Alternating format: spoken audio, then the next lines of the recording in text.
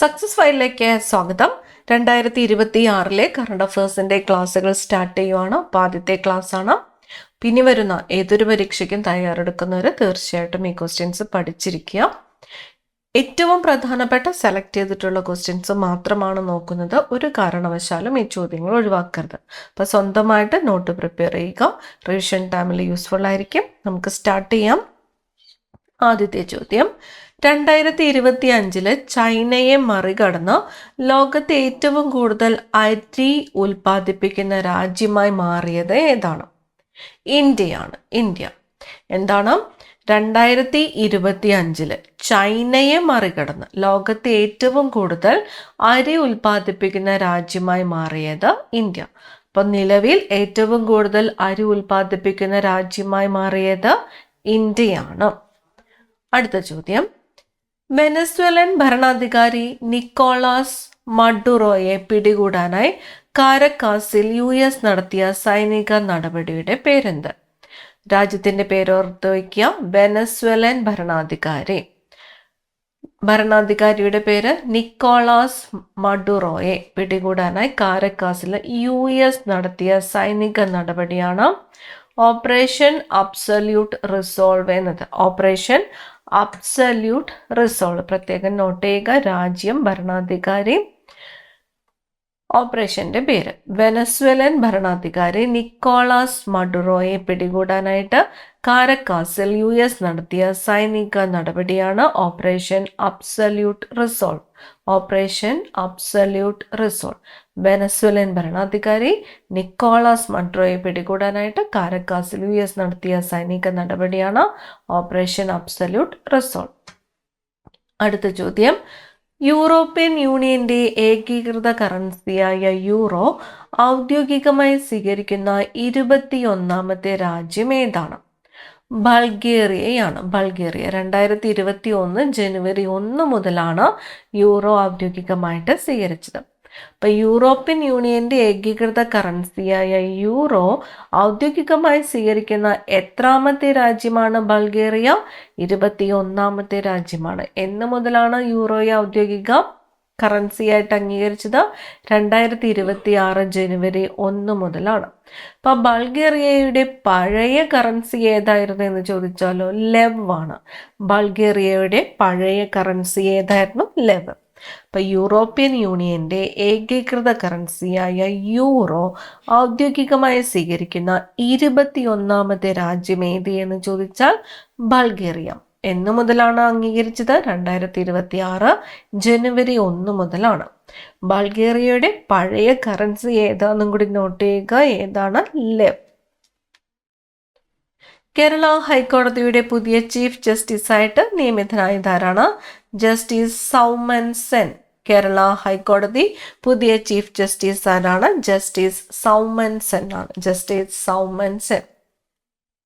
വ്യോമസേന മേധാവിയായിട്ട് നിയമിതനായത് ആരാണ്? വ്യോമസേന മേധാവിയായിട്ട് നിയമിതനായത് എയർ മാർഷൽ നാഗേഷ് കപൂർ ആണ്. വ്യോമസേന ഉപമേധാവിയായിട്ട് നിയമിതനായതാരാണ്? Air marshal Nagesh Kapoor. വ്യോമസേന ഉപമേധാവിയായിട്ട് നിയമിതനായത് air marshal Nagesh Kapoor. Indian ചരിത്ര കോൺഗ്രസിന്റെ പ്രസിഡന്റായിട്ട് തിരഞ്ഞെടുക്കപ്പെട്ട മലയാളി ആര്? ഇന്ത്യൻ ചരിത്ര കോൺഗ്രസിന്റെ പ്രസിഡന്റ് ആയിട്ട് തിരഞ്ഞെടുക്കപ്പെട്ട മലയാളി ആരാണ്? രാജൻ ഗുരുക്കൾ. ഇന്ത്യൻ ചരിത്ര കോൺഗ്രസിന്റെ പ്രസിഡന്റായിട്ട് തിരഞ്ഞെടുക്കപ്പെട്ട മലയാളി ആര് എന്ന് ചോദിച്ചാൽ രാജൻ ഗുരുക്കൾ. ഇന്ത്യൻ ചരിത്ര കോൺഗ്രസിന്റെ പ്രസിഡന്റായിട്ട് തിരഞ്ഞെടുക്കപ്പെട്ട മലയാളി ആരാണ്? രാജൻ ഗുരുക്കൾ. അടുത്ത ചോദ്യം, ഫുഡ് കോർപ്പറേഷൻ ഓഫ് ഇന്ത്യ FCIയുടെ ചെയർമാനും മാനേജിംഗ് ഡയറക്ടറുമായിട്ട് നിയമിതനായതാരാണ്? RK അഗർവാൾ ആണ്. RK Agarwal. Food corporation of India FCIയുടെ ചെയർമാനും മാനേജിംഗ് ഡയറക്ടറുമായിട്ട് നിയമിതനായതാരാണ്? RK അഗർവാൾ ആണ്. RK അഗർവാൾ. സുഗതകുമാരിയുടെ സ്മരണയ്ക്കായി സോൾ ലൈറ്റ് ഇന്റർനാഷണൽ ഓർഗനൈസേഷൻ ഏർപ്പെടുത്തിയ പുരസ്കാരം ലഭിച്ചത് ആർക്ക്? ആരുടെ ഓർമ്മയ്ക്കായിട്ടാണ്? സുഗതകുമാരിയുടെ ഓർമ്മയ്ക്കായിട്ട്. പുരസ്കാരം ഏർപ്പെടുത്തിയത് സോൺലൈറ്റ് ഇന്റർനാഷണൽ ഓർഗനൈസേഷൻ. പുരസ്കാരം ലഭിച്ചത് ആർക്കാണ്? പ്രഭാവർമ്മയ്ക്കാണ്. അദ്ദേഹത്തിന്റെ രൗദ്രസാത്വികം എന്ന കൃതിക്കാണ് പുരസ്കാരം ലഭിച്ചത്. അപ്പൊ രൗദ്രസാത്വികം എന്നത് ആരുടെ കൃതിയാണ്? പ്രഭാവർമ്മയുടെ കൃതിയാണ്. ഈ കൃതിക്കാണ് സുഗതകുമാരിയുടെ സ്മരണയ്ക്കായിട്ട് സോൺലൈറ്റ് ഇന്റർനാഷണൽ ഓർഗനൈസേഷൻ ഏർപ്പെടുത്തിയ പുരസ്കാരം ലഭിച്ചത്. കൃതി രൗദ്രസാത്വികം ആരുടെ കൃതിയാണ്? കവി പ്രഭാവർമ്മയുടെ കൃതിയാണ്. ഇത്തവണത്തെ Prem Nazir lifetime achievement പുരസ്കാരത്തിന് അർഹനായ നടൻ ലാൽവ ലക്സ് ആണ്. ഇത്തവണത്തെ Prem Nazir lifetime achievement പുരസ്കാരത്തിന് അർഹനായ നടൻ ആരാണ്? ലാൽവ ലക്സ്. വിലാസിനി നോവൽ പുരസ്കാരം ലഭിച്ച കൃതി. വിലാസിനി നോവൽ പുരസ്കാരം ലഭിച്ചത് ആനന്ദലീല എന്ന കൃതിക്കാണ്. ആനന്ദലീല ആരുടെ കൃതിയാണ്? സലീൽ മാങ്കുഴിയുടെ കൃതിയാണ് ആനന്ദലീല എന്നത്. അപ്പൊ വിലാസിനി നോവൽ പുരസ്കാരം ലഭിച്ച കൃതി ഏതാണ്? ആനന്ദലീലയാണ്. ആനന്ദലീല ആരുടെ കൃതിയാണ്? സലീൻ മാങ്കുഴിയുടെ കൃതിയാണ് ആനന്ദലീല എന്നത്. മലയാറ്റൂർ ഫൗണ്ടേഷന്റെ പ്രഥമ സമഗ്ര സംഭാവന പുരസ്കാരം ലഭിച്ച എഴുത്തുകാരി ആര്? അരുന്ധതി റോയ് ആണ്. മലയാറ്റൂർ ഫൗണ്ടേഷന്റെ പ്രഥമ സമഗ്ര സംഭാവന പുരസ്കാരം ലഭിച്ച എഴുത്തുകാരി അരുന്ധതി റോയ്. 8ാമത് കാക്കനാടൻ പുരസ്കാരത്തിന് അർഹനായ കഥാകൃത്ത് ആര്? 8ാമത് കാക്കനാടൻ പുരസ്കാരത്തിന് അർഹനായ കഥാകൃത്ത് വിനു എബ്രഹാം. കാക്കനാടൻ പുരസ്കാരം എത്രാമത്തേതാണ്? 8ാമത് കാക്കനാടൻ പുരസ്കാരത്തിന് അർഹനായ കഥാകൃത്ത് ആരാണ്? വിനു എബ്രഹാം. തീരദേശ സംരക്ഷണ സേന കമ്മീഷൻ ചെയ്ത തദ്ദേശീയ മലിനീകരണ നിയന്ത്രണ കപ്പൽ ഏതാണ്? തീരദേശ സംരക്ഷണ സേന കമ്മീഷൻ ചെയ്ത മലിനീകരണ നിയന്ത്രണ കപ്പൽ സമുദ്രപ്രതാപ്. കപ്പലിന്റെ പേര് സമുദ്രപ്രതാപ്. തീരദേശ സംരക്ഷണ സേന കമ്മീഷൻ ചെയ്ത തദ്ദേശീയ മലിനീകരണ നിയന്ത്രണ കപ്പലാണ് സമുദ്രപ്രതാപ് എന്നത്. ഹിന്ദുസ്ഥാൻ എയറോനോട്ടിക്സ് ലിമിറ്റഡ് നിർമ്മിച്ച പുതുതലമുറ ഹെലികോപ്റ്റർ ഏത്? ഹിന്ദുസ്ഥാൻ എയറോനോട്ടിക്സ് ലിമിറ്റഡ് നിർമ്മിച്ച പുതുതലമുറ ഹെലികോപ്റ്ററാണ് ധ്രുവ് NG. ഹെലികോപ്റ്ററിന്റെ പേര് ധ്രുവ് NG. നിർമ്മിച്ചത് ഹിന്ദുസ്ഥാൻ എയറോനോട്ടിക്സ് ലിമിറ്റഡ് HAL ആണ്. ഹിന്ദുസ്ഥാൻ എയറോനോട്ടിക്സ് ലിമിറ്റഡ് നിർമ്മിച്ച പുതുതലമുറ ഹെലികോപ്റ്ററാണ് ധ്രുവ് NG. DRDO ഒഡീഷ തീരത്ത് വിജയകരമായി പരീക്ഷിച്ച മിസൈലുകൾ ഏവ? എവിടെയാണ്? ഒഡീഷ തീരത്ത്. പ്രളയ് മിസൈലുകൾ. അർദ്ധ ബാലിസ്റ്റിക് മിസൈലാണ് പ്രളയ് മിസൈലുകൾ. DRDO ഒഡീഷ തീരത്ത് വിജയകരമായിട്ട് പരീക്ഷിച്ച മിസൈലുകളാണ് പ്രളയ് മിസൈലുകൾ. അർദ്ധ ബാലിസ്റ്റിക് മിസൈലുകളാണ് പ്രളയ് മിസൈലുകൾ. 5ാം നൂറ്റാണ്ടിലെ കപ്പലുകളുടെ മാതൃകയിൽ ഇന്ത്യൻ നാവികസേന നിർമ്മിച്ച കപ്പൽ ഏതാണ്? INSV കൗഡിന്യയാണ്. INSV കൗഡിന്യ. 5ാം നൂറ്റാണ്ടിലെ കപ്പലുകളുടെ മാതൃകയിൽ ഇന്ത്യൻ നാവികസേന നിർമ്മിച്ച കപ്പലാണ് INSV Kaundinya. KSRTCയുടെ goodwill അംബാസിഡറായിട്ട് നിയമിതനായ നടനാര്? KSRTCയുടെ goodwill ambassador ആരാണ്? മോഹൻലാൽ ആണ്. KSRTCയുടെ ഗുഡ്വിൽ അംബാസിഡറായിട്ട് നിയമിതനായ നടൻ ആരാണ്? മോഹൻലാൽ. നാഷണൽ ഇൻവെസ്റ്റിഗേഷൻ ഏജൻസിയുടെ പുതിയ മേധാവിയായിട്ട് നിയമിതനായത് ആര്? നാഷണൽ ഇൻവെസ്റ്റിഗേഷൻ ഏജൻസി NIAയുടെ പുതിയ മേധാവി രാകേഷ് അഗർവാൾ ആണ്. നാഷണൽ ഇൻവെസ്റ്റിഗേഷൻ ഏജൻസി NIAയുടെ പുതിയ മേധാവിയായിട്ട് നിയമിതനായത് ആരാണ്? രാകേഷ് അഗർവാൾ. മെറ്റ പ്രസിഡന്റായും വൈസ് ചെയർമാനായും നിയമിതനായത് ആര്? Dina Powell McCormick. Dina Powell McCormick. Unique identification authority of India, UIDAI. Unique identification authority of India പുറത്തിറക്കിയ ആധാറിന്റെ ഭാഗ്യചിഹ്നത്തിന്റെ മാസ്കോട്ട് പേരെന്ത്? ഭാഗ്യചിഹ്നത്തിന്റെ പേരെന്ത്? ഉദയ് ആണ്. Uday. Unique identification authority of India പുറത്തിറക്കിയ ആധാറിന്റെ ഭാഗ്യചിഹ്നമാണ് ഉദയ് എന്നത്. ആധാറിന്റെ ഭാഗ്യചിഹ്നം ഉദയ്. ആധാറിന്റെ ഭാഗ്യചിഹ്നമായ ഉദയ് രൂപകൽപ്പന ചെയ്തതാരാണ്? അരുൺ ഗോകുലാണ്. അരുൺ ഗോകുലാണ് ആധാറിന്റെ ഭാഗ്യചിഹ്നമായ ഉദയ് രൂപകൽപ്പന ചെയ്തത്. അരുൺ ഗോകുൽ. 2026 ജനുവരി മുതൽ സർക്കാർ സ്കൂളുകളിൽ പത്രവായന നിർബന്ധമാക്കിയ സംസ്ഥാനം ഏതാണ്? 2026 ജനുവരി മുതൽ സർക്കാർ സ്കൂളുകളിൽ പത്രവായന നിർബന്ധമാക്കിയത് എവിടെയാണ്? രാജസ്ഥാനിലാണ്. 2026 ജനുവരി മുതൽ സർക്കാർ സ്കൂളുകളിൽ പത്രവായന നിർബന്ധമാക്കിയ സംസ്ഥാനം ഏതാണ്? രാജസ്ഥാൻ. വാണിജ്യ അടിസ്ഥാനത്തിൽ ബയോബിറ്റുമിൻ ഉൽപ്പാദിപ്പിക്കുന്ന ആദ്യ രാജ്യമായി മാറിയത് ഇന്ത്യയാണ്. വാണിജ്യ അടിസ്ഥാനത്തിൽ ബയോബിറ്റുമിൻ ഉൽപ്പാദിപ്പിക്കുന്ന ആദ്യ രാജ്യം ഇന്ത്യ. ഗുജറാത്ത് സർക്കാർ സജ്ജമാക്കിയ ക്യാൻസർ പരിശോധനയ്ക്കായുള്ള ആധുനിക സംവിധാനം ഏത്? ഏത് സർക്കാരാണ്? ഗുജറാത്ത് സർക്കാർ സജ്ജമാക്കിയ ക്യാൻസർ പരിശോധനയ്ക്കുള്ള ആധുനിക സംവിധാനമാണ് Ashavardhan mobile unit. Ashavardhan mobile unit. ഏത് സർക്കാരാണ്? ഗുജറാത്ത് സർക്കാരാണ് സജ്ജമാക്കിയ ക്യാൻസർ പരിശോധനയ്ക്കായുള്ള ആധുനിക സംവിധാനമാണ് Ashavardhan mobile unit. Ashavardhan mobile unit.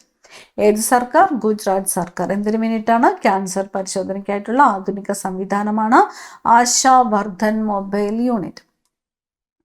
Kerala സർക്കാർ സംഘടിപ്പിക്കുന്ന AI ഉച്ചകോടിയുടെ വേദി. കേരള സർക്കാർ സംഘടിപ്പിക്കുന്ന AI ഉച്ചകോടിയുടെ വേദി കോവളം.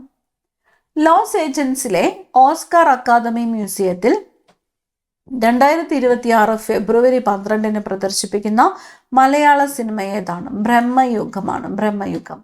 ലോസ് ഏഞ്ചൽസിലെ ഓസ്കാർ അക്കാദമി മ്യൂസിയത്തിൽ 2026 ഫെബ്രുവരി 12 പ്രദർശിപ്പിക്കുന്ന മലയാള സിനിമ ഏതാണ്?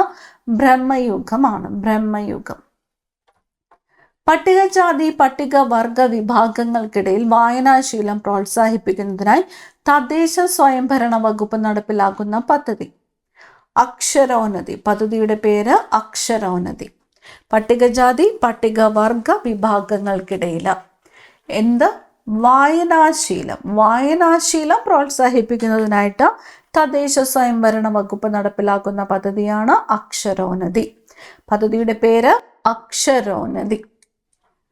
സംസ്ഥാനത്തെ ആദ്യ വർക്ക് നിയർ ഹോം കേന്ദ്രം എവിടെയാണ് സ്ഥാപിതമായത്? കൊട്ടാരക്കരയിലാണ്. സംസ്ഥാനത്തെ ആദ്യത്തെ വർക്ക് നിയർ ഹോം കേന്ദ്രം സ്ഥാപിതമായത് എവിടെയാണ്? കൊട്ടാരക്കര.